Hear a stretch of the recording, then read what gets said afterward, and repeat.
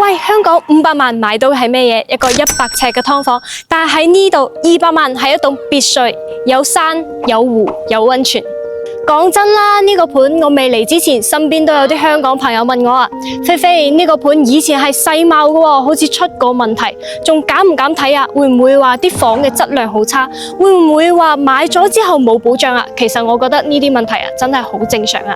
因為香港人買樓呢，最驚就係3樣嘢：第一，發展商唔夠穩定；第二，工程嘅進度唔夠清楚；第三，交樓嘅質量冇保障。所以今日呢條片呢，我唔係嚟幫佢講好說話嘅，我係用返一個普通人買樓嘅角度帶大家嚟睇一睇。今日呢個碧海銀湖呢，到底仲係唔係以前嗰隻大家印象中嗰個碧海銀湖？首先要講返清楚一件事啦，以前世貿的確出現過問題，的確令到市場對呢個項目有好多嘅顧慮。呢個呢就唔需要避，亦都冇必要去避。買樓最重要嘅就係坦白，咁我哋有個問題咪講清楚咯。依家有冇改善，就要帶大家現場嚟睇返清楚。依家碧海銀湖最大嘅變化就係我哋央企背景嘅順達地產入場聯繫一齊建設啦，項目重新盤活返。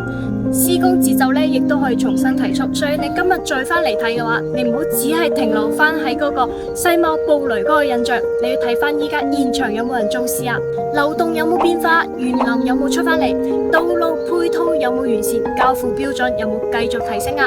買樓唔可以只聽傳聞㗎，更加唔可以只睇朋友圈啦，一定要落地，一定要現場嚟行返一圈。我今日就係幫返香港啲朋友做返呢件事啦，唔聽人哋講，直接過嚟睇返個現場。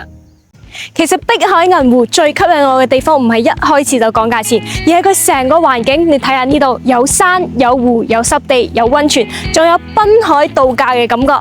佢唔似市區入邊嗰啲高密度嘅住宅，樓下就係馬路，開窗就係車聲。呢度嘅感覺就係你週末由香港啊或者珠海過嚟嘅話，唔係返屋企繼續返工啊，而係好似去咗一個度假區，朝早可以落樓散步，望住下湖面吹下風，下晝可以去附近買下海鮮，晚黑返屋企煮返一餐，或者約返啲朋友飲茶啊傾偈啊。天氣凍少少嘅話，仲可以享受我哋嘅溫泉生活。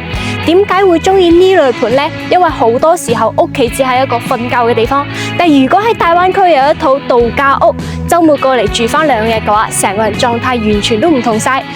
呢個就係喺我哋碧海銀湖嘅價值啦。佢唔止係你日日住喺度返工，佢更加似返一個香港家庭嘅週末度假基地啊！退休康養選擇，灣區第2嘅居住。不過講返呢度呢，菲菲一定要同返啲香港朋友講返一個重點。如果你只係想一個人週末嚟住嘅話，洋房可能已經夠晒舒服啦。但如果你想一家大細啊，帶埋爹哋媽咪、細佬哥啊，甚至3、5知己一齊嚟返度假嘅話，咁你一定要睇返呢度嘅別墅。因為香港人最缺嘅係咩啊？唔係話裝修啊，而係成個空間。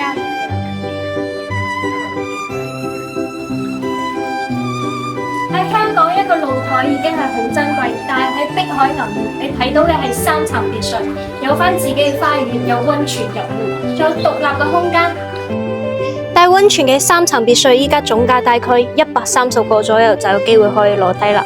你諗下喺香港130個可以買到幾大空間？但係喺呢度你可以買到嘅，可能係一套可以住、可以度假、可以一家人團聚嘅灣區別墅啊！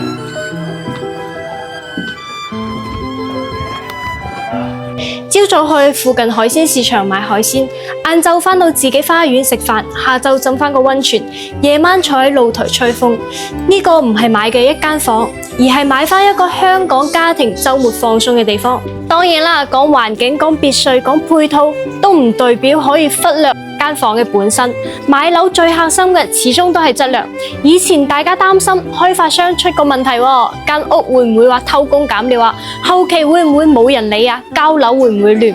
所以而家最重要嘅就係睇3個地方。第一呢，就係我哋流動嘅外立面啦，第二就係我哋公共區域同埋園林，第三就係我哋戶內嘅細節啦。你睇返一套房嘅話，唔係只係睇佢樣板間靚唔靚啊，要睇返佢門窗嘅做工啊，牆身平唔平，陽台嘅視野、電梯、大堂。園區維護呢啲先係真正影響到以後住落去舒唔舒服嘅地方。依家嘅狀態同以前嘅市場傳聞入邊嘅印象咧，已經係唔同一件事啦。所以我唔會話同你講你一定要買，我只係會講，如果你以前係因為世貿出現過問題嘅話，直接將碧海銀湖排除咗嘅話，咁今日真係可以重新睇翻一次。我自己作為女仔咧，睇呢類盤其實會更加關注佢嘅生活感覺啦。喺度住嘅話舒唔舒服啊？老人家會唔會中意？細佬哥星期六日過嚟有冇地方玩啊？特別係女仔一個人過嚟嘅話，會唔會覺得佢啲環境比較安心啊？附近買餸買海鮮食飯方唔方便？碧海銀湖俾我嘅感覺，佢唔係適合用市區剛需盤嘅標準去睇，因為佢賣嘅唔係城市中心，佢賣嘅係自然嘅環境、度假感、康養感啊，同埋慢翻落嚟嘅一種生活。但銀湖灣崖門一帶本身就係有漁港文化，附近有海鮮市場、海鮮餐飲、乾貨手信，呢個對香港人嚟講嘅話，其實好有吸引力㗎。點解啊？因為香港人真係好識食，買樓未必話第一時間佢會問會所有幾大，但係一定會問附近有冇咩好嘢食啊，有冇新鮮嘅海鮮。週末帶翻屋企人過嚟嘅話，會唔會悶？你想象一下，星期六嘅朝早啊，從香港出發過嚟，一家人開車過到嚟嘅話，晏晝去附近嘅海鮮市場買蝦啊、蟹、魚，即買就即食，或者帶翻屋企自己煮下，下晝翻嗰個碧海銀湖，小朋友喺園區行一下，老人家散下步，大人坐喺個陽台吹下風，晚黑唔使趕翻香港，直接住一晚。呢種生活嘅話，唔係純粹買翻一套房，而係買嘅一個週末嘅生活方式。今日呢一條呢，我先幫大家解決最大嘅疑慮啦。世貿暴雷之後，呢個盤仲可唔可以睇？我嘅答案係可以嘅，但係值唔值得買嘅話，要你親自嚟睇過先知。